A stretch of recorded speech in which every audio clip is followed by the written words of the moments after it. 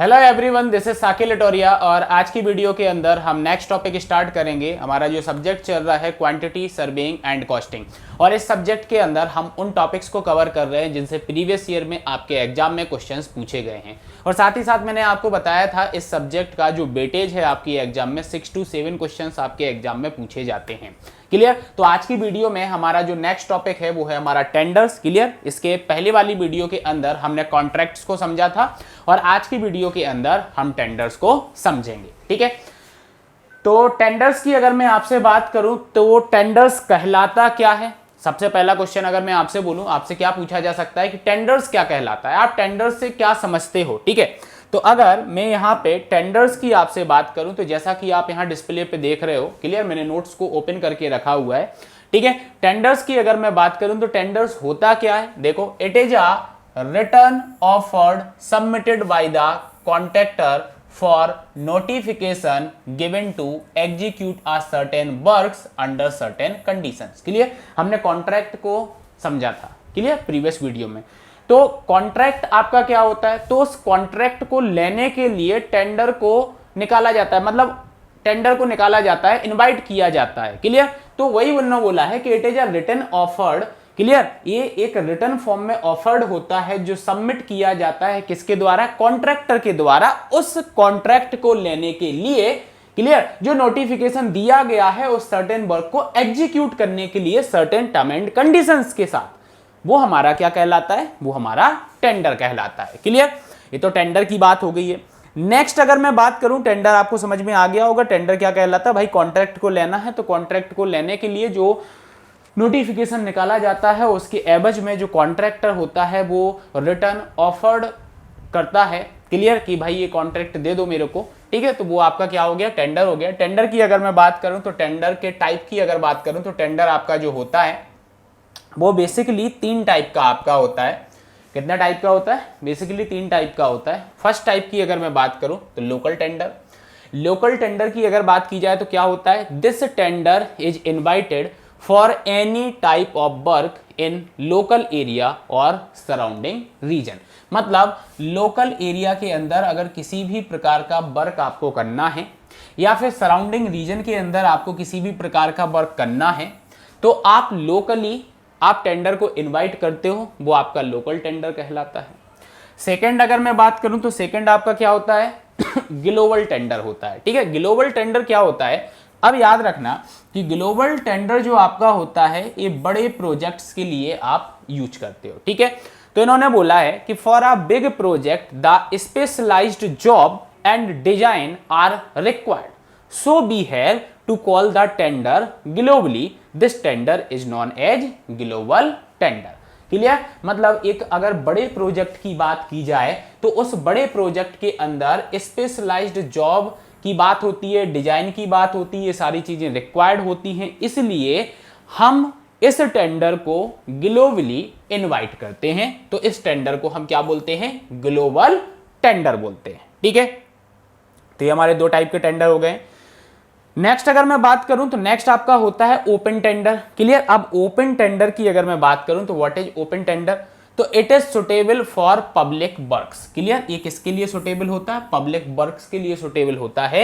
Any contractor filled the tender, इस type का जो टेंडर होता है वो किसी भी प्रकार का कॉन्ट्रैक्टर, अब कॉन्ट्रैक्टर में भी ग्रेड चलते हैं ना भाई, तो किसी भी प्रकार का कॉन्ट्रैक्टर, क्लियर, इस टेंडर को फिल कर सकता है, वो हमारा क्या कहलाता है, वो हमारा ओपन टेंडर कहलाता है। क्या कहलाता है, ओपन टेंडर कहलाता है। क्लियर, अब अगर मैं यहां से आपसे बात करूं नेक्स्ट अगर मैं बात करूं तो उस पीडीएफ में एक्चुअल में क्या है, एक पेज मिसिंग था, तो ये पेज अलग से मैंने यहां पे लिया है।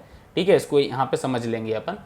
ठीक है, चलो, तो देखो अब important points for tender notice. जब टेंडर नोटिस निकाला जाता है, जब क्या निकाला जाता है, टेंडर नोटिस निकाला जाता है, तो उसके लिए स्पेशल पॉइंट्स क्या होते हैं वो चीज आपको याद रखना है। सबसे पहला स्केल्ड आइटम रेट टेंडर इन B2 फॉर्म। क्लियर, एक B2 फॉर्म होता है, उसके अंदर स्केल्ड होते हैं आपके tender rate. Clear, the name of work and location, ये आपको पता होना चाहिए, मतलब ये टेंडर नोटिस के अंदर गिवन होती है। द नेम ऑफ वर्क, कौन सा वर्क करना है, लोकेशन क्या रहेगी, उसकी एस्टिमेटेड कॉस्ट कितनी आ रही है, EMD के बारे में पता होगा, SD के बारे में पता होगा। EMD मतलब अर्नेस्ट मनी डिपॉजिट और SD मतलब क्या होता है, सिक्योरिटी डिपॉजिट, तो उसके बारे में भी आपको पता होगा। टाइम ऑफ कंप्लीशन, क्लियर, कितने टाइम में आपको इस प्रोजेक्ट को कंप्लीट करना है। टेंडर फॉर्म प्राइस, टेंडर के फॉर्म की प्राइस क्या रहने वाली है। सबमिशन डेट के बारे में पता होगा और ओपनिंग डेट के बारे में पता होगा विथ टाइम। क्लियर, तो ये इंपॉर्टेंट पॉइंट्स हैं जो टेंडर नोटिस के अंदर इंक्लूडेड होते हैं। क्लियर, मतलब टेंडर नोटिस के अंदर ये सारे पॉइंट्स दिए जाते हैं। ठीक है, ये चीज आपको याद रखना है। अब यहाँ पे अगर मैं नेक्स्ट आपसे बात करूं तो नेक्स्ट यहाँ पे EMD और SD की बात की है, और एग्जाम में ये वाला क्वेश्चन बहुत बार पूछा भी गया है कि EMD क्या कहलाता है, SD क्या कहलाता है, डायरेक्टली आपसे ये पूछ लिया जाता है। ठीक है, डायरेक्टली आपसे क्या होता है, डायरेक्टली आपसे ये पूछ लिया जाता है, तो क्या कहलाता है EMD। EMD की अगर मैं बात करूं तो देखो, EMD का मतलब आपका होता है अर्नेस्ट मनी डिपॉजिट। क्या होता है, अर्नेस्ट मनी डिपॉजिट। इसका मतलब क्या होता है अर्नेस्ट मनी डिपॉजिट का, देखो, it is a guarantee in the form of cash on the part of the contractor to keep open the offer for consideration and to confirm his intention to take up the work accepted in his favour for execution as per terms and condition in the tender. Tender के अंदर जो term and conditions दी गई हैं, clear, उसके एवज में मतलब कहने का ये है कि भाई कॉन्ट्रैक्टर के द्वारा अर्नेस्ट मनी डिपॉजिट इसलिए डिपॉजिट की जाती है, और याद रखना ये किसके फॉर्म में की जाती है, कैश के फॉर्म में की जाती है। क्लियर, इसलिए की जाती है कि आपका एक इंटेंशन शो हो जाए कि हाँ भाई आप इन सारी टर्म एंड कंडीशन के साथ इस वर्क को एग्जीक्यूट करने के लिए रेडी हो। क्लियर, बस ये इंटेंशन जानने के लिए ये अर्नेस्ट मनी डिपॉजिट की बात की जाती है। क्लियर, वही लिखा है, देखो, it is a guarantee in the form of the cash on the part of the contractor to keep open the offer for consideration and the confirm his intention to take up the work accepted in his favour for execution as per term and condition in the tender. Clear, ये आपका क्या होता है, Ernest money deposit आपका होता है। Clear, अब Ernest money deposit के बाद अगर मैं बात करूं तो नेक्स्ट पॉइंट आपका अर्नेस्ट मनी डिपॉजिट के अंदर क्या आता है, देखो, it is the amount of money to be deposited along with the tender. Clear, tender के साथ ही आपको टेंडर डॉक्यूमेंट जो आपके होंगे ना, उसके साथ ही आपको ये मनी डिपॉजिट करनी पड़ेगी to the department by the contractor quoting a tender. Clear, तो जब भी टेंडर डॉक्यूमेंट आप सबमिट करते हो तो उसके साथ साथ अर्नेस्ट मतलब EMD मनी को डिपॉजिट किया जाता है। क्लियर, नेक्स्ट क्या बोला, in case of refusal this amount is forfeited. Clear, मतलब ये अमाउंट भी आपका क्या हो जाएगा, चला जाएगा। ठीक है, अब नेक्स्ट यहाँ पे पॉइंट याद रखना है अपने को, भाई EMD में कितना देना है, पैसा कितना देना है। तो इन्होंने बोला कि जो भी आपके प्रोजेक्ट का एस्टिमेटेड कॉस्ट होगा, जो भी आपके प्रोजेक्ट का एस्टिमेटेड कॉस्ट होगा उसका 1 से 2% आपका क्या होगा, ये EMD होगा। क्या होगा, ये आपका अर्नेस्ट मनी डिपॉजिट होगा। क्लियर, अब नेक्स्ट अगर मैं बात करूं तो EMD अपनी हो गई है। नेक्स्ट अगर बात करूं तो नेक्स्ट सिक्योरिटी डिपॉजिट की अपन बात करेंगे कि व्हाट इज सिक्योरिटी डिपॉजिट। तो सिक्योरिटी डिपॉजिट आपका क्या होता है, देखो, आफ्टर एक्सेप्टेंस ऑफ टेंडर, जब टेंडर आपका एक्सेप्ट हो जाता है, आप particular contractor has to deposit a certain amount to the department, this is known as security deposit. Clear, जब आपके टेंडर को एक्सेप्ट कर लिया जाता है तो कॉन्ट्रैक्टर के द्वारा कुछ अमाउंट डिपार्टमेंट में सबमिट किया जाता है as a security purpose. Clear, तो उसको सिक्योरिटी डिपॉजिट बोला जाता है। क्लियर, अब सिक्योरिटी डिपॉजिट की अगर मैं बात करूं तो मैंने आपको बताया था कि भाई आपका जो कॉस्ट ऑफ वर्क होगा, आपका जो क्या होगा, कॉस्ट ऑफ वर्क होगा, इस कॉस्ट ऑफ वर्क का 5 to 10% आपको एज अ सिक्योरिटी डिपॉजिट करना रहेगा। क्या करना रहेगा, 5 to 10% as a security deposit आपको करना रहेगा। क्लियर, क्यों करना रहेगा, इसका भी रीजन है, if there is many faults in the construction, clear, अगर कंस्ट्रक्शन में कोई भी आपका फॉल्ट आता है, and the contractor refuse to demolish and reconstruct, then the department will carry out then work using the security deposit, clear. तो अगर contractor के द्वारा कंस्ट्रक्शन में कोई फॉल्ट पाया जाता है या छोड़ के चला जाता है तो ये सिक्योरिटी डिपॉजिट को डिपार्टमेंट यूज करेगा, ठीक है।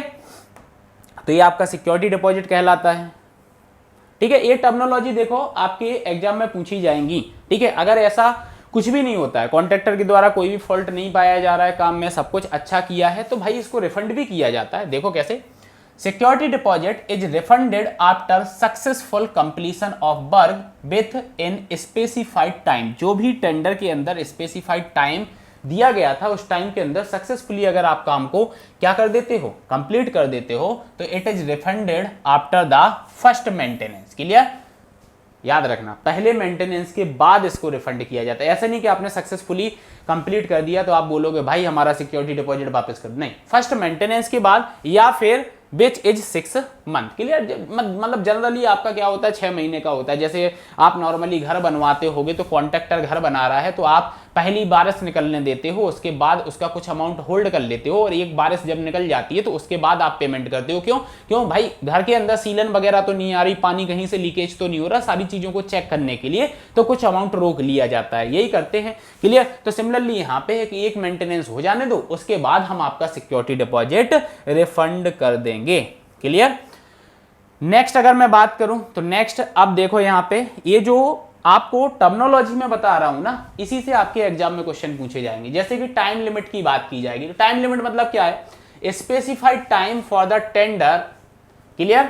टाइम लिमिट क्या होता है, specified time for the tender. Tender के लिए जो स्पेसिफाइड टाइम दिया जाता है वो आपका टाइम लिमिट कहलाता है, क्लियर। नेक्स्ट आता है आपका वैलिडिटी पीरियड। वैलिडिटी पीरियड क्या होता है, it is the period in which rate quoted by the contractor are valid, usually it is 30 to 90 days. मतलब टेंडर इनवाइट किया गया है, कॉन्ट्रैक्टर ने अपने रेट दिए, भाई कॉन्ट्रैक्टर ने अपने क्या दे दिए, कॉन्ट्रैक्टर ने अपने रेट्स दे दिए। फॉर एग्जांपल अगर मैं बोलूं कि जैसे कि कॉन्ट्रैक्टर ने रेट दिए हैं, कोई उसको कंक्रीट वर्क करना है, तो उसने बोल दिया कि भाई 1 m³ कंक्रीट अगर मैं कर रहा हूं तो फॉर एग्जांपल 5000 रुपये के आसपास मैं ले रहा हूं, क्लियर। एग्जांपल के तौर पे मैं बता रहा हूं कि 1 m³ कंक्रीट करने का मेरा जो रेट रहेगा वो 5000, विथ मटेरियल की अगर मैं बात करूं 5000 रुपये रहेंगे, क्लियर। तो ये जो रेट उसने कोट किए हैं, तो अब ऐसा नहीं है कि इस महीने उसने रेट कोट किए और अगले महीने सीमेंट का भाव बढ़ गया तो बोले कि भाई इस रेट को बढ़ा दो, ऐसा नहीं होगा।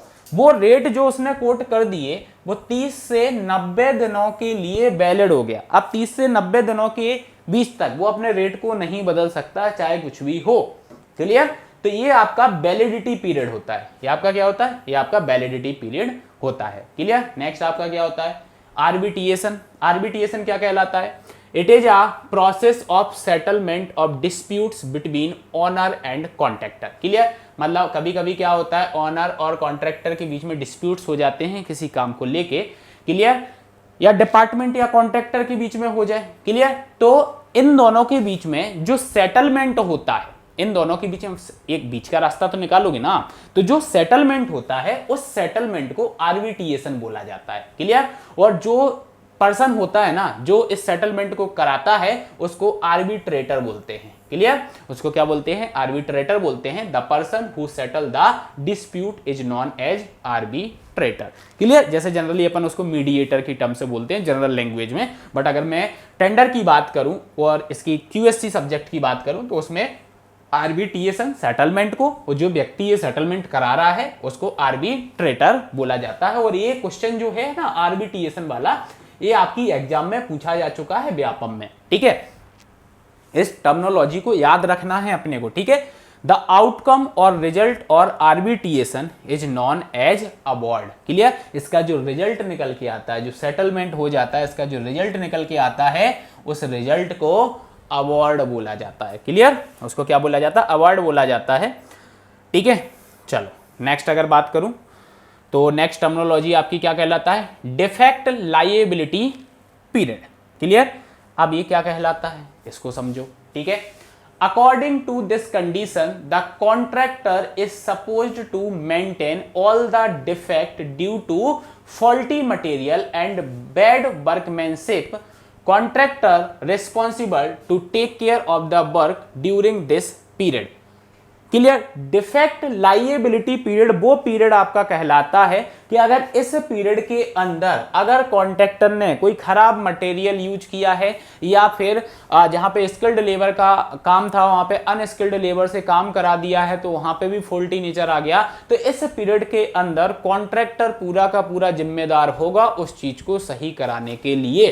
क्लियर। वो पीरियड आपका डिफेक्ट लाइएबिलिटी पीरियड कहलाता है। अब क्वेश्चन यहां पे आता है कि डिफेक्ट लाइएबिलिटी पीरियड होता क्या है, तो ये होता है आपका क्या, 1 मानसून, एक मानसून होना चाहिए, या फिर 6 month whichever is letter.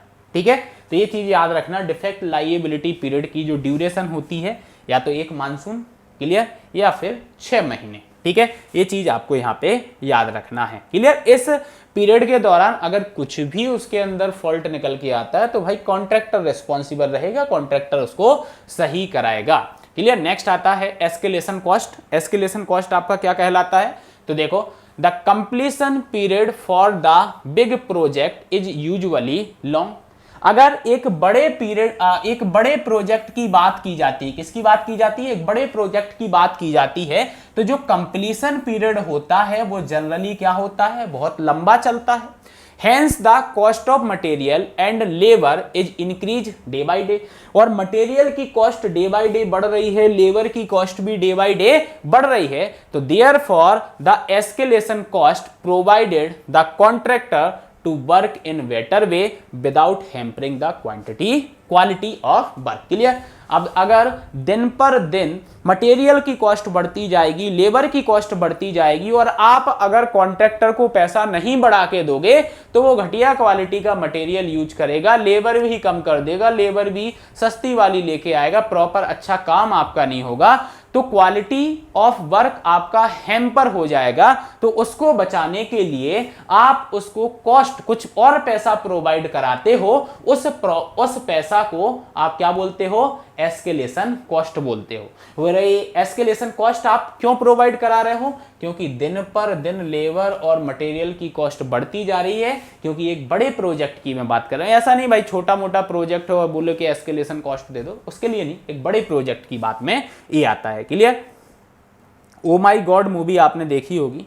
Clear. तो अब नेक्स्ट यहां पे आता है एक्ट ऑफ गॉड। क्लियर। ये चीजें भी याद रखना है। तो एक्ट ऑफ गॉड में क्या बोला इन्होंने कि all the natural calamities are comes under the act of God. जितनी भी नेचुरल क्लाइमेटीज होती हैं वो सबकी सब किसके अंदर आएंगी, एक्ट ऑफ गॉड के अंदर आएंगी। In such case neither party of contract is liable to compensate any loss और डैमेज। मतलब इस केस में पार्टी आपको कंपेंसेट नहीं करेगी, जो भी लॉस और जो भी डैमेज आपका होगा वो आपको ही भुगतना पड़ेगा, क्योंकि इन्होंने पहले ही बोल दिया है, एक्ट ऑफ गॉड का हवाला दे दिया है कि ये सारी चीजें एक्ट ऑफ गॉड के तहत आती हैं। मतलब नेचुरल क्लाइमेटीज की अगर बात की जाए तो। ठीक है। नेक्स्ट अगर मैं बात करूं तो वर्क ऑर्डर। वर्क ऑर्डर क्या कहलाता है, तो after the acceptance of tender the work order is issued and time limit is given in which security deposit must be paid। मतलब जैसे ही टेंडर आपका एक्सेप्ट होता है, एक वर्क ऑर्डर इशू कर दिया जाता है और एक टाइम लिमिट दे दी जाती है कि इस टाइम लिमिट के बीच में आप अपनी सिक्योरिटी डिपॉजिट कर दें, वो आपका वर्क ऑर्डर कहलाता है। क्लियर। नेक्स्ट अगर मैं बात करूं तो नेक्स्ट आपकी टर्मिनोलॉजी यहां पे आती है लिक्विडिटी डैमेज। लिक्विडिटी डैमेज आपका क्या कहलाता है, अब ये समझना, व्हाट इज लिक्विडिटी डैमेज। तो it is the amount of compensation payable to the owner और department by contractor due to delay in the work, it has no relation with actual damage. Clear. Actual damage से इसका कोई भी लेना देना नहीं है, लेकिन यहां पे क्या बोला, it is the amount of compensation payable to the owner और डिपार्टमेंट बाय कॉन्ट्रैक्टर। कॉन्ट्रैक्टर के द्वारा जो ओनर को और डिपार्टमेंट को पे करना होता है, किसके एवज में, ड्यू टू डिले। अगर काम में देरी हो रही है, अगर काम में देरी हो रही है तो कॉन्ट्रैक्टर के द्वारा ऑनर और डिपार्टमेंट को अमाउंट पे किया जाएगा। उस डिले की वजह से वो आपका लिक्विडिटी डैमेज कहलाता है। अब डैमेज का मतलब ये नहीं है कि आप इसको एक्चुअल डैमेज समझें कि आपका स्ट्रक्चर टूट गया है, वो वाला डैमेज की बात नहीं कर रहे हैं। क्लियर? से बात यहां पे हो रही है due to delay in the work में डिले होने की वजह से। क्लियर? अब एक नोट यहां पे आता है, इंपोर्टेंट नोट है, ठीक है, ये पॉइंट बहुत इंपोर्टेंट है। जैसे कि the tender notice is extended in following 3 condition. अगर टेंडर नोटिस निकला है तो वो किन कंडीशन में एक्सटेंड किया जा सकता है? तो ये 3 कंडीशन आपकी हैं, इन कंडीशंस में आपका ये क्या किया जा सकता है? एक्सटेंड किया जा सकता है। पहली condition, time period to prepare a tender for contractor is short. अगर टाइम पीरियड जो आपका है टेंडर को प्रिपेयर करने के लिए अगर वो कम है तो आपका एक्सटेंड किया जा सकता है। When there is a major change in the design, drawing और specification, अगर डिजाइन में, ड्राइंग में और स्पेसिफिकेशन में बहुत सारे मेजर चेंजेस आपके द्वारा किए जा रहे हैं तब भी टेंडर को एक्सटेंड किया जाएगा। नेक्स्ट है when sufficient number of tender forms are not sold। वही बात हो गई ना कि जैसे अगर किसी गवर्नमेंट जॉब का फॉर्म निकला है, क्या निकला है? किसी गवर्नमेंट जॉब का फॉर्म निकला है और ज़्यादा नंबर ऑफ कैंडिडेट क्या है? कम है। क्या है? नंबर ऑफ कैंडिडेट कम है। क्लियर? तो ये क्या करते हैं भाई? डेट को एक्सटेंड कर देते हैं कि भाई डेट एक्सटेंड कर दो, कुछ लोग और भर देंगे फॉर्म। ठीक है, तो सेम यहाँ पे है कि अगर sufficient number of tender forms नहीं मिले हैं, सोल्ड नहीं हुए हैं, तो भी हम एक्सटेंड कर सकते हैं। ठीक है, ये चीज़ आपको याद रखना है। अब ऐसा होता है कि आप टेंडर को कैसे सबमिट करोगे या टेंडर को सबमिट करने की प्रोसीजर क्या होती है। हो सकता है कि बहुत सारे लोग आगे चल के उनके मन में हो ऐसा कि कॉन्ट्रैक्टर भी बनना है, कॉन्ट्रैक्ट लेना है, तो टेंडर कैसे सबमिट किया जाता है। तो एक चीज़ याद रखना कि टेंडर को सबमिट करने के लिए 4 एनवेलप सिस्टम का यूज किया जाता है। किसका यूज किया जाता है? 4 एनवेलप सिस्टम का। इसके अंदर क्या होता है? एनवेलप 1 जो होता है उसके अंदर क्या होता है? It contents EMD। Envelope number 1 के अंदर आप अर्नेस्ट मनी डिपॉजिट को रखते हो। एनवेलप 2 जो होता है इसके अंदर क्या होता है? It contents contractor technical details. Contractor की सारी टेक्निकल डिटेल्स इस एनवेलप 2 के अंदर होती है, जैसे कि registration certificate, experience certificate, tools and machinery के बारे में, it's certificate all kind of taxation, सभी टाइप के टैक्सेशन का सर्टिफिकेट होना चाहिए। क्लियर? और ये सभी इस एनवेलप के अंदर इनक्लोज्ड हो जाते हैं। क्लियर? मतलब जितनी भी कॉन्ट्रैक्टर की टेक्निकल डिटेल होती है वो आपको एनवेलप नंबर 2 में मिलेगी। किसमें मिलेगी? एनवेलप नंबर 2 में आपको मिलेगी। अब एनवेलप नंबर 3 क्या होता है? ये आपका कमर्शियल एनवेलप होता है। इसके अंदर टेंडर फॉर्म रखा जाता है। क्या रखा जाता है? इसके अंदर टेंडर फॉर्म रखा जाता है। और जो एनवेलप 4 आपका होता है उसके अंदर आपके ये सारे एनवेलप होते हैं। पहले देखो, आप देख सकते हो 1 2 3 किसके अंदर हैं? ये 4 नंबर एनवेलप के अंदर हैं। तो यही मैंने बताया था कि 4 एनवेलप सिस्टम का यहाँ पे यूज किया जाता है। क्लियर? अब प्रोसीजर, जब टेंडर को ओपन किया जाता है, जैसे आपने सबमिट कर दिया, अब टेंडर को ओपन कैसे किया जाएगा? सबसे पहले एनवेलप नंबर 4 को, फिर एनवेलप नंबर 1 को, फिर एनवेलप नंबर 2 को, फिर एनवेलप नंबर 3 को। ऐसा नहीं कि भाई एनवेलप नंबर 1 के अंदर तो पैसा आने वाला है, क्लियर, तो अपन वो वाली कर लो कहानी। क्लियर? ऐसा नहीं है। पहले 4 खुलेगा, फिर 1 खुलेगा, फिर 2 खुलेगा, फिर 3 खुलेगा। टेंडर फॉर्म आपका बाद में खुलता है। पहले EMD खुलेगा, फिर आपकी टेक्निकल डिटेल खुलेगी और फिर आपकी क्या आनी है? यहाँ पे टेंडर फॉर्म की बात आनी है। ठीक है, तो ये आपके टेंडर को ऐसे सबमिट किया जाता है। ठीक है, नेक्स्ट यहाँ पे आपकी टर्म्स आती है मोबिलाइजेशन एडवांस। मोबिलाइजेशन एडवांस क्या कहलाता है? The amount of money given to the contractor for establishment purpose. अगर किसी कॉन्ट्रैक्टर ने कॉन्ट्रैक्ट ले लिया है तो उसके एस्टेब्लिशमेंट पर्पज के लिए जो उसको पैसा दिया जाता है वो मोबिलाइजेशन एडवांस आपका कहलाता है। जैसे कि अप्रोच रोड बनाना है, साइट का ऑफिस बनाना है, इन सब के लिए जो कॉस्ट दी जाती है। क्लियर? ये चीज आपको यहाँ पे याद रखना है। रेंटेशन मनी क्या होता है? The sum amount to be hold from the security deposit for contractor by the engineer in charge. This amount is hold up till the finalisation. यही मैंने आपको शुरुआत में भी बताया था कि भाई कुछ अमाउंट आप रोक लेते हो, क्लियर। तो जो अमाउंट रोका जाता है वही आपका रेंटेशन मनी कहलाता है, कि जब तक आपका पूरा काम फिनिश नहीं हो जाता है तब तक आपको ये नहीं देना है, क्लियर। अब नेक्स्ट यहाँ पे आता है, और ये बहुत इंपॉर्टेंट आपको पॉइंट में बताने वाला हूं, ये चीज आपको याद रखना है कि rejection to the particular tender. एक पर्टिकुलर टेंडर जो आपका होता है उसकी रिजेक्ट होने के चांसेस क्या है, वो रिजेक्ट कैसे हो सकता है। जैसे EMD is not enclosed in the tender, clear. Tender के अंदर अगर आपने EMD को इनक्लोज्ड नहीं किया है तो वो पर्टिकुलर टेंडर आपका क्या होगा, कैंसिल आउट हो जाएगा। Tender is not signed by contractor, अगर टेंडर को कॉन्ट्रैक्टर के द्वारा साइन नहीं किया गया है तो भी वो पर्टिकुलर टेंडर आपका क्या हो जाएगा, रिजेक्ट हो जाएगा। The contractor having inadequate experience and he is not reputed contractor, मतलब अगर वो ब्लैक लिस्टेड कॉन्ट्रैक्टर है तब भी उसके टेंडर को रिजेक्ट कर दिया जाएगा, मतलब वो पर्टिकुलर टेंडर आपका रिजेक्ट हो जाएगा अगर कॉन्ट्रैक्टर को एक्सपीरियंस नहीं है, अगर कॉन्ट्रैक्टर आपका ब्लैक लिस्टेड है, क्लियर। तो ये 3 कारण हैं पर्टिकुलर टेंडर के रिजेक्ट होने के, ठीक है।